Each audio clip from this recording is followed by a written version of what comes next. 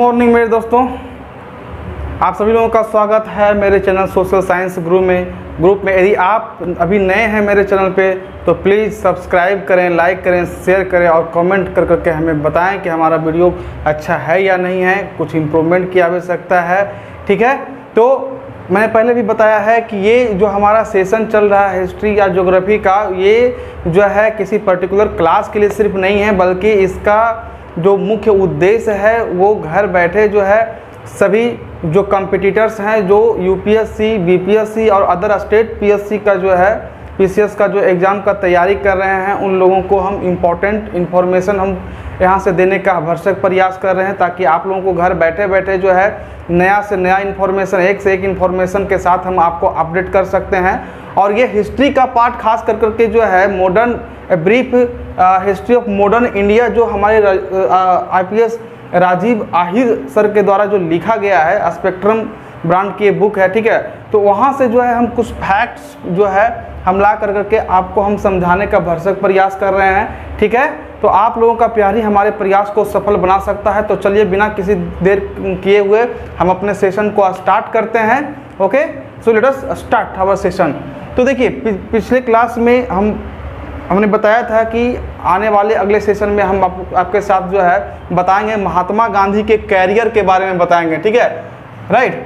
तो ये पार्ट 2 है इंडियन नेशनल मूवमेंट का, राइट। तो आइए चलते हैं, देखते हैं महात्मा गांधी का जो है कैरियर के बारे में क्या क्या है ना।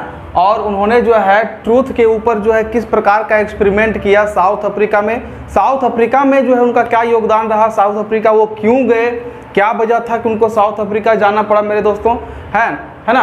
और साउथ अफ्रीका के बाद जो है सो इंडिया में वो कैसे आए, और इंडिया में आकर करके जो है ठीक अपने अनुभवों का किस प्रकार से जो है प्रयोग किया भारत में ब्रिटिशर को भगाने में, है ना। ब्रिटिश को यहाँ से भगाने में जो है सो साउथ अफ्रीका, ये महात्मा गांधी का क्या योगदान रहा, आइए इसके ऊपर हम लोग चर्चा करते हैं। तो पहले स्टार्ट करते हैं कि महात्मा गांधी का कैरियर लाइफ कैसा रहा। तो आप सभी लोग बचपन से पढ़ते आ रहे हैं मेरे दोस्तों कि महात्मा गांधी जी का जो जन्म है वो पोरबंदर नामक प्रिंसली स्टेट में जो है सो हुआ था, प्रिंसली रीजन में हुआ था, जो कि आपका काठियावाड़ डिस्ट्रिक्ट ऑफ गुजरात में पड़ता है। और उनका जन्म जो है 2 अक्टूबर 1869 को हुआ था पोरबंदर नामक प्रिंसली स्टेट में। ठीक है, उनके जो पिताजी जो थे वो क्या थे, दीवान थे। दीवान का मतलब होता है minister of the state, right. So his father was the minister of state, he was the दीवान। ओके, तो हम सभी लोग जानते हैं कि महात्मा गांधी जो हैं वो बैरिस्ट्री किए हुए थे, लॉ किए हुए थे। कहाँ से किए हुए थे, कानून की पढ़ाई उन्होंने कहाँ से किया था, उन्होंने कानून की पढ़ाई की थी इंग्लैंड से। ठीक है, तो एक केस के सिलसिले में जो है महात्मा गांधी कहाँ गए, साउथ अफ्रीका, अपने क्लाइंट के काम के चलते जो है, राइट। एक केस के सिलसिले में जो है महात्मा गांधी कहाँ गए, इंग्लैंड, आपका साउथ अफ्रीका गए। कब गए, 1893 में। ठीक है ना, ये क्वेश्चन कभी कभी जो है सो आपका कॉम्पिटिटिव एग्जाम में भी पूछा जाता है कि महात्मा गांधी जी जो हैं वो साउथ अफ्रीका कब गए। ठीक है ना, तो 1893 में गए थे मेरे दोस्तों, इसको आप सही से याद रखेंगे, 1893 में, राइट। और दादा अब्दुल्ला का यहाँ चर्चा इसलिए किया गया है कि दादा अब्दुल्ला का जो भी है कुछ विटनेस यहाँ पर बताया गया है कि एज ए इंडेंचर लेबर का मतलब क्या होता है, बंधुआ मजदूर। अगले स्लाइड में हम बताएंगे कि इंडेंचर लेबर किसको कहते हैं। ठीक है ना, तो एज ए लेबर जो साउथ इंडिया से दादा अब्दुल्ला जो है कहाँ गए, वो साउथ अफ्रीका गए और वहीं जा करके वो रह गए। ठीक है ना, और उन्होंने वहाँ पर क्या देखा, ब्रिटिश जो है किस प्रकार से रैशियल डिस्क्रिमिनेशन कर रहा था। आप देख सकते हैं, Dada Abdulla gone to South Africa as labours witness the ugly face of white racism, है ना। वाइट रेसिज्म का मतलब क्या होता है कि वो ब्रिटिशर ने जो है वहाँ पे काले और गोरों के बीच में भेदभाव कर रखा था, राइट, है ना। काले और गोरों के लिए एक ब्लॉक सेपरेशन मेथड जो है सो उन्होंने यूज कर रखा था, जिसमें क्या है कि भाई ब्लैक लोग, जो काले लोग हैं, उनका एरिया उन्होंने अलग से लिमिटेड कन्फाइंड कर दिया था, और वाइट लोग जो है अलग क्षेत्र में रखेंगे, है ना। तो इस एक तरह का क्या है, that is one kind of the racial discrimination, है ना। So South Africa that faced what the racial kind of problem, racial discrimination type of problem। Discrimination का मतलब क्या होता है, भेदभाव। तो ब्रिटिशर लोग जो थे वो वाइट लोग थे, है ना, और गोरे कालों में विभेद पैदा करना शायद उनके रग में था या उनके नस्ल में था, है ना, हम यही कह सकते हैं। गांधी जी ने फिर जो है इन सभी अनुभवों को देखा, इन सभी घटनाओं को देखा, उसके बाद जो है उन्होंने ये ठान लिया हाँ कि भाई अब हमें यही रुकना है। क्यों रुकना है? क्योंकि जब तक हम भारतीयों को अपना अधिकार नहीं दिलवा देते हैं तब तक हम यहीं पे रहेंगे, यहीं पे रुकेंगे। ठीक है, that's why Gandhi ji decided to stay in Africa to organise the Indian workers to enable them to fight for their rights. मेरे दोस्तों, महात्मा गांधी जी ने क्या किया कि वो वहाँ जो है सो एक डिसीजन लिए, एक डिटर्मिनेशन के साथ, दृढ़ संकल्प के साथ कि अब हमें यहीं रुकना है, राइट। और क्या करना है? एक कैंपेन ऑर्गेनाइज करना है जिसके माध्यम से जो है इंडियन वर्कर्स को जो है न्याय दिलाने में वो सफल हो सके, इंडियन वर्कर्स को जो है अपने राइट के खिलाफ लड़ने का अधिकार प्राप्त हो सके, उसे अपना अधिकार मिल सके। इसलिए महात्मा गांधी जी ने डिसाइड किया कि चलो भाई अब हम यहीं पे रहते हैं, साउथ अफ्रीका में ही स्टे करते हैं। ठीक है, और अंततः महात्मा गांधी जी जो हैं 1914 तक जो है साउथ अफ्रीका में रहे, राइट। और फाइनली उन्होंने क्या किया कि गोरे और कालों के बीच में जो है मतभेद जो चल रही थी, विभेद जो चल रही थी, उसको पाटने का काम सफलतापूर्वक जो है सो किया। आइए चलते हैं अगले स्लाइड में, देखते हैं कि और महात्मा गांधी ने क्या किया। तो आइए देखते हैं कि साउथ अफ्रीका में जो है 3 कैटेगरी के लोग रहते थे। ठीक है, 3 types of people they were living in South Africa. Okay, 3 प्रकार के इंडियन लोग थे। वो कौन कौन से इंडियन लोग थे आइए देखते हैं। फर्स्ट थे इंडेंचर्ड इंडियन लेबर। और इंडेंचर्ड लेबर का मतलब क्या होता है? बंधुआ मजदूर।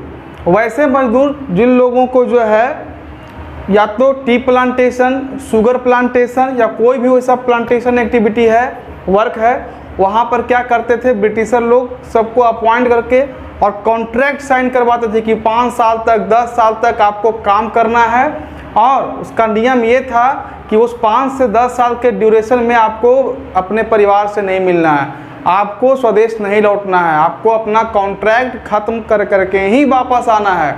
ठीक है, तो सबसे पहला जो थे वो इंडेंचर्ड इंडियन लेबर थे जो कि शुगर प्लांटेशन में काम किए। और वो कब गए? 1890 के बाद जो है सो माइग्रेट होकर करके हमारे देश से चले गए साउथ अफ्रीका में। दूसरा जो कैटेगरी था मर्चेंट्स का था।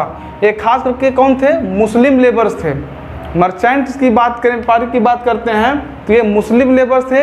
ये भी वहाँ पर जा कर करके बस गए और अपनी एक्टिविटी को करना शुरू कर दिया, अपना बिजनेस को स्टार्ट करना शुरू कर दिए। और तीसरा कैटेगरी का जो था, तीसरा जो ग्रुप था, ग्रुप ऑफ पीपल, वो था फैमिली। मतलब इस दोनों में हम लोगों ने क्या देखा? इंडिविजुअल देखा, individual persons they went there, they gone there, isn't it. But ये जो थर्ड कैटेगरी है मेरे दोस्त, वो क्या है ना कि जब उनका एक्सपायरी हो गया, कॉन्ट्रैक्ट खत्म हो गया, तो वो अपने परिवार, अपने बच्चों के साथ जो है वो उन्होंने क्या किया? साउथ अफ्रीका में ही जो है अपने लाइफ स्टाइल को सेटल कर लिया। ठीक है, और ये इंडियन जो थे ना, ये सभी इंडियन जो थे ये अनएजुकेटेड थे, इलिटरेट थे। ठीक है ना, हाँ, इंग्लिश का तो कुछ भी ज्ञान नहीं था। तो भाई अब जब इंग्लिश का भाषा का ज्ञान ही नहीं है तो वो क्या आम इमली बोल रहा है यार, तो कुछ समझ में ही नहीं आएगा, है ना। तो लोगों ने क्या है, अब देखो जो अनपढ़ गवार हैं, इलिटरेट पर्सन है, नॉलेज उनके पास बिल्कुल नहीं है ना, राइट, तो उसको ये लगता है ना, वो अपने आप को थोड़ा इन्फीरियर सोचने लगता है क्योंकि उसको ज्ञान ही नहीं है ना, अपने आप को इन्फीरियर सोचने लगता है, राइट, अपने आप को नीच सोचने लगता है, लोगों को पावरफुल समझने लगता है। एक गरीब आदमी क्या सोचता है पैसा वाले के बारे में? भाई वो तो पैसा वाला इंसान है यार, उसके साथ हम थोड़ी ना टक्कर दे सकते हैं, उसका मुकाबला हम थोड़ी ना कर सकते हैं। ठीक है, तो ठीक उसी प्रकार से इंडियन लोगों का सोच भी वैसा ही था, है ना, जिसके चलते उनकी यह इन्फीरियर सोच, इन्फीरियर फीलिंग ही जो है, राइट, उनका सफरिंग का मुख्य कारण बना। यदि वो एजुकेटेड होते तो शायद उनको इतना झेलना नहीं पड़ता साउथ अफ्रीका में, right. They accepted racial discrimination as the daily life existence, है ना, उन्होंने भाई एक्सेप्ट कर लिया, सत नमन कर करके, है ना, प्रणाम कर करके एक्सेप्ट कर लिया कि यार क्या है, डिस्क्रिमिनेशन को क्या है ना, ऐसे खिलौना समझ लिया, है ना, कि यार इतना तो डेली झेलना ही है। तो झेलने का एक आदत बना लिया उन लोगों ने, है ना। डिस्क्रिमिनेशन जो है, जो विभेद है गोरे कालों के बीच में, उसको उन्होंने झेलने का एक हैबिटेट बना लिया, अपना हैबिट अपने जो है रगों में उन्होंने समा लिया। ठीक है, और कहा जाए तो इन इंडियंस को, लोगों को जो है बहुत सारे अधिकारों से वंचित कर दिया गया था। लाइक राइट टू वोट तो बिल्कुल ही उन्हें नहीं दिया गया था, इजंट इट। और सबसे बड़ा वजह ये है, सबसे बड़ी इम्पोर्टेंट बात ये है कि इन्हें क्या है ना, प्रिस्क्राइब्ड लोकेशन में ही रहने के लिए जो है परमिशन दिया गया था। जैसे मैंने बताया कि ब्लॉक सेपरेशन मेथड का जो है वहाँ पर यूज किया गया था साउथ अफ्रीका में, कि भाई जो आपका ब्रिटिशर्स हैं, जो वाइट पीपल हैं उनका ब्लॉक अलग होगा और ब्लैक पीपल हैं तो उनका ब्लॉक अलग होगा, है ना। तो दोनों के लिए अलग अलग ब्लॉक कर दिया था, लेकिन दोनों की फैसिलिटी भी बहुत अलग थी। ऑफकोर्स काले लोगों से तो फिर क्या है, ब्रिटिशर लोगों को घृणा था, है ना। खुद को तो एक सैनिटाइज्ड और उतना ज़्यादा भीड़ भाड़ वाले इलाके में रखना पसंद नहीं करते थे, लेकिन अब बेचारे इन इंडियंस लोग को क्या है, वो ऐसे जगह में रख दिए जो इनसैनिटाइज हुआ करता था, किसी भी प्रकार का बेसिक कम्युनिटी नाम का वहाँ कोई चीज़ ही नहीं था, ठीक है ना। और कंजेस्टेड एरिया था, मतलब एक हेल्दी लाइफ वो लोग वहाँ नहीं जी सकते थे। इस प्रकार का सिचुएशन जो है ब्रिटिशर ने क्रिएट कर रखा था, ठीक है। तो आइए चलते हैं। मुझे आशा है कि आपको ये पॉइंट सभी समझ में आ गया होगा। आप सभी लोग जो है एक स्क्रीनशॉट लेकर करके आप रख सकते हैं। आपके एग्जाम पॉइंट ऑफ व्यू से जो है ये नोट्स एज ए नोट्स, एक रेडीमेड नोट्स के रूप में जो है आपको काम कर सकता है ना। आप इसको जो है स्क्रीनशॉट ले लीजिए और इसे पीडीएफ में आप कन्वर्ट कर करके एज ए नोट्स आप अपने पास रखें, ठीक है। और यदि हमें समय मिलेगा तो फिर हम एनसीईआरटी का भी हम सीरीज शुरू करेंगे। यदि आप कमेंट में हमें लिखते हैं कि सर आप एनसीईआरटी का सीरीज शुरू कीजिए कॉम्पिटिटिव एग्जामिनेशन के लिए, ठीक है, तो एनसीईआरटी का भी सीरीज हम शुरू करेंगे। हालांकि एनसीईआरटी में भी है, बट ये सभी फैक्ट्स, एडवांस फैक्ट्स जो है उसमें इंक्लूड नहीं किया गया है, तो हम दोनों को कंबाइन करके चल रहे हैं, ठीक है। लेकिन हम कोशिश करेंगे कि एनसीईआरटी का एक स्पेशल सीरीज ही हम स्टार्ट करें, ठीक है ना। ज्योग्राफी जो कि टोटली आपका एनसीईआरटी पर आधारित होगा, उस क्लास को आप बिल्कुल भी मिस नहीं करेंगे, बिल्कुल भी आपको मिस नहीं करना है, ठीक है। तो वीडियो में बने रहिए और देखिए आगे क्या क्या होने वाला है।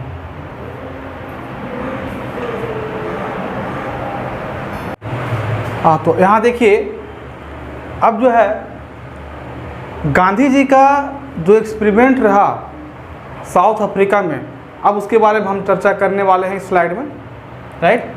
कि गांधी जी जो है उनका क्या एक्सपीरियंस रहा साउथ अफ्रीका में, है ना। तो पहली बात तो ये है कि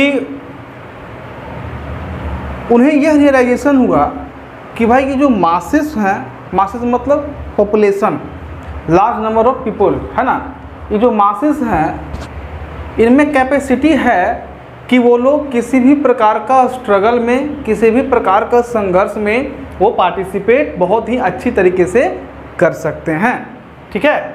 दूसरा बात ये है कि he was able to unite Indians belong to different religions, classes, men and women. और वो इसमें भी सक्षम, उनको लगा कि भाई मेरे अंदर ये क्षमता है कि हम सबको यूनाइट कर सकते हैं। ये इनका खुद का एक्सपीरियंस रहा साउथ अफ्रीका में इंडियन लोगों के साथ, ठीक है। तो उन्हें ये लगा महात्मा गांधी को कि भाई हमारे अंदर एक कैपेसिटी है, हमारे अंदर एक क्षमता है, हम उस योग्य हैं कि हम डिफरेंट टाइप्स ऑफ पीपल को, जो डिफरेंट रिलीजन, कास्ट, क्लास, है ना, से बिलोंग करता हो, उसको हम यूनाइट कर करके एक यूनिफॉर्म प्लेटफॉर्म पे जो है ला कर करके और उसे आंदोलन के मेन स्ट्रीम से हम उसे जोड़ सकते हैं। ये महात्मा गांधी को ऐसा अनुभव हुआ। He was able to evolve his own style of leadership and politics and a new technique of struggle on a limited scale, ठीक है। वो इस बात में भी कैपेबल थे, सक्षम थे, अपनी स्टाइल ऑफ लीडरशिप, लीडिंग करने का तरीका पर भी उन्हें अपने आप पे क्या है एक भरोसा था कि कैसे जो है एक लिमिटेड स्केल पे, है ना, आउट ऑफ स्केल नहीं, एक लिमिटेड स्केल पे जो है हम किस तरह से किसी आंदोलन को आगे हम बढ़ा सकते हैं, वो भी काम को करने में सक्षम थे। तो ये कुछ उनका अनुभव रहा महात्मा गांधी जी का साउथ अफ्रीका में, जब उन्होंने जो है रेशियल डिस्क्रिमिनेशन के अगेंस्ट में आंदोलन स्टार्ट किया साउथ अफ्रीका में। आइए देखते हैं अब गांधी जी का कुछ टेक्निक था सत्याग्रह आंदोलन का, है ना। क्या टेक्निक था? टेक्निक यही था, उनका कहना था कि भाई ये एक ऐसा आंदोलन होगा, सत्याग्रह एक ऐसा मूवमेंट होगा जो पूर्णतः क्या है, ट्रूथ और नॉन वायलेंट पर आधारित होगा, सच्चाई और अहिंसा पर आधारित होगा, ओके। सो ये टेक्निक को जो है, सत्याग्रह की टेक्निक को जो है महात्मा गांधी जी ने वो विकसित किए, एक्सप्लोर किए, इवोल्व किए। कहाँ? जब वो साउथ अफ्रीका में रह रहे थे तब उन्होंने इसको इवोल्व किया और कहा कि it is based on totally truth and non violence. Okay. He also took the idea of Tolstoy. Leo Tolstoy का जो है आइडिया था, उनका फिलोसफी का भी उन्होंने अनुसरण किया और उस सिद्धांत का भी जो है यूज किया सत्याग्रह टेक्निक को डेवलप करने में। तो क्या आइडिया था? Evil could best be countered by non violent resistance. ये टोल्स्टॉय का आइडिया था कि एविल्स को जो है काउंटर किया जा सकता है, हराया जा सकता है, परास्त किया जा सकता है, भगाया जा सकता है ना, पैसिव रेजिस्टेंस और नॉन वायलेंस के मदद से। ठीक है, तो आइए देखते हैं कि महात्मा गांधी जो टेक्निक इवोल्व किए, जो डेवलप किए, उस टेक्निक्स में जो है क्या क्या फैक्ट था, सत्याग्रहियों के लिए क्या क्या सिद्धांत उन्होंने डेवलप किया।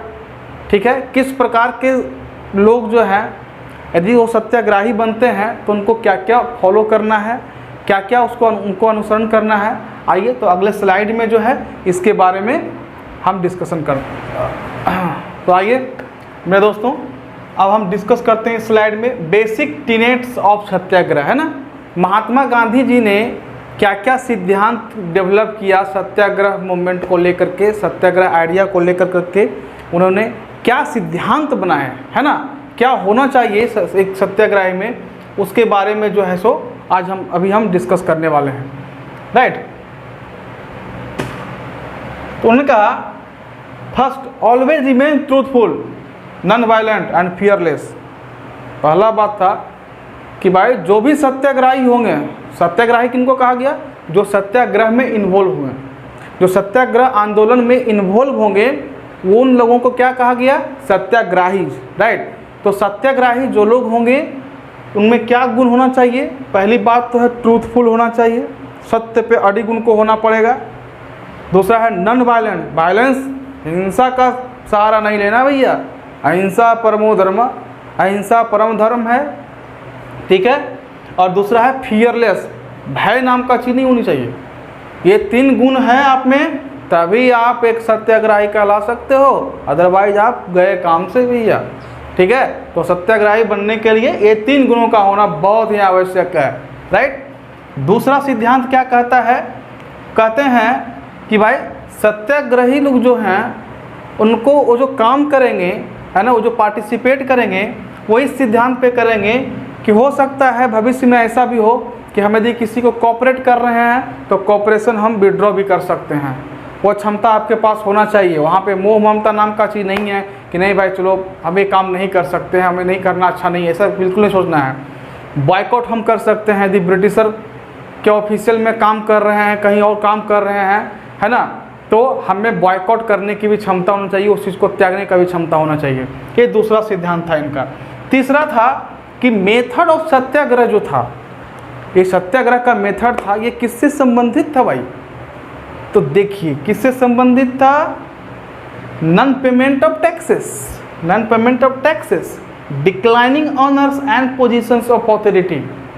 पहली चीज नॉन पेमेंट ऑफ टैक्सेस, है ना, उससे संबंधित होगा सत्याग्रह मूवमेंट। और दूसरी बात ये है कि हमें जो भैया अथॉरिटी, कुछ लोग ऐसे थे कि उनको अथॉरिटी का दर्जा था, हाई पोजीशन भी दिया गया था गवर्नमेंट ऑफिशियल में, है ना, तो वो लोग उनका समय आने पे त्याग कर सकते हों, वैसे लोग ही आप पार्टिसिपेट कर पाएंगे सत्याग्रह में और वही सत्याग्रही कहलाएंगे। फोर्थ जो इनका सिद्धांत था वो कहते हैं कि सत्याग्रही should be ready to accept suffering, yes, sacrificing nature होना चाहिए दोस्त, सेक्रीफाइसिंग नेचर। हम सेक्रीफाइसिंग नेचर वाले होंगे तभी तो, है ना, किसी महान काम में हम पार्टिसिपेट कर सकते हैं, किसी आंदोलन में, किसी युद्ध में हम पार्टिसिपेट कर सकते हैं। सेक्रीफाइसिंग नेचर है ही नहीं है, मरने से डर लग रहा है, तड़पने से डर लग रहा है और कहेंगे कि हमें आर्मी में भर्ती होना है, ये तो भैया भूतों न भविष्य वाली बात हो गई, ये तो असंभव वाली बात हो गई, हो ही नहीं सकता है कभी यार। सफरिंग को एक्सेप्ट करना है, जो भी कठिनाई होगा, जो भी दर्द पीड़ा होगा भाई, वो तुम्हें एक्सेप्ट करना होगा, तभी तो आप कहलाइएगा सत्याग्रही। नहीं तो किसी भी प्रकार का सत्याग्रही कहलाने के लायक आप नहीं रहेंगे। और ये जो सेक्रीफाइस आपके लिए होगा, वो सेक्रीफाइस जो है that will be indicator of your love for truth. ये कहना था महात्मा गांधी जी का। पांचवा बात कहा, सबसे इम्पोर्टेंट चीज कि डरपोकवा आदमी जो है, ये जो डरपोकवा लोग है, कवाडली लोग, वो लोग जो है ना, वो एक सत्याग्रही नहीं बन सकता है। देख लीजिए, इतना भारी भरकम हैवी सिद्धांत उन्होंने बता दिया। अब बताइए कितने लोग आएंगे इसमें, कितने ऐसे त्यागी लोग होंगे, कितने योगी होंगे ऐसे जो आकर के पार्टिसिपेट करेंगे। सोचने वाली बात है ना। तो हम लोग हिस्ट्री में जानते हैं सत्याग्रह सत्याग्रह, सब लोग सत्याग्रही नहीं बने हैं। आप देखिए तो इनके सिद्धांत को, इनको एनालिसिस कीजिए पहले, तब समझ में आएगा ना। तो वही महात्मा गांधी बोले कि भाई जो बहादुर है, जो मजबूत है, वही सत्याग्रह का प्रैक्टिस सही से कर सकता है ना। अदरवाइज वो बिल्कुल ना सोचे कि वो एक सत्याग्रही होगा। ठीक है, तो ये 5 पॉइंट का आप लोग स्क्रीनशॉट सही से ले लीजिए। ठीक है, as a readymade notes for UPSC, BPSC and other examination purpose. ठीक है, यहाँ से भी कभी क्वेश्चन पूछा जा सकता है, नहीं पूछा जा सकता है तो नॉलेज रखना कोई ख़राब बात नहीं है, क्योंकि बैकग्राउंड हमें बहुत अच्छी तरह से मजबूत करना है। इंटरव्यू में तो पूछा जा सकता है आप लोगों से क्वेश्चन, है ना। इंटरव्यू में तो इस तरह का क्वेश्चन पूछा जा सकता है। चलिए बताइए क्या क्या प्रिंसिपल जो है महात्मा गांधी ने एक्सप्लोर किए थे सत्याग्रह के, क्या बताइएगा। ये आपको पता होना चाहिए भाई, है ना। तो चलिए अब इस सेशन को समाप्त करते हैं, इजाज़त दीजिए हमें। और हमारे वीडियो को देखने के लिए बहुत बहुत धन्यवाद। यदि यह वीडियो आपको अच्छा लगा हो, यदि ये पॉइंट वाइज करके जो मैं आप लोगों को समझा रहा हूँ, आप तक जो पहुँचाने का प्रयास कर रहा हूँ, यदि ये अच्छा लग रहा है तो आप कमेंट कर करके ज़रूर बताएं हमें। Thank you, have a nice day.